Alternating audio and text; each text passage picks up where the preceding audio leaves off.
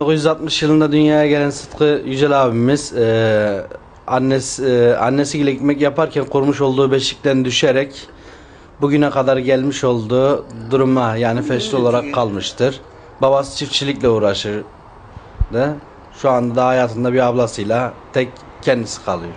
İşte Sıtkı abimiz buraya açmış olduğu resim yerinde atölye olarak kullanıp işte yapmış olduğu resimlerden ufak tefek satarak geçimini sağlamayı ve ileriye dönük olarak daha çok resim yapıp işte sergi salonu açıp orada kendini daha da ilerletip göstermek istediğini, ailesi olmadığından dolayı sadece ablasıyla kaldığını ve şu an hala, yani bu halde olmasına rağmen sürekli 9 yaşından bu yana orucunu hiç kaçırmadığı ve tuttuğunu, yani günümüze kadar ne çabalarla ne zorluklarla geldiğini anlatma ve göstermek amacıyla sizlerin karşısına yani bu şekilde sesini duyurmayı istiyor.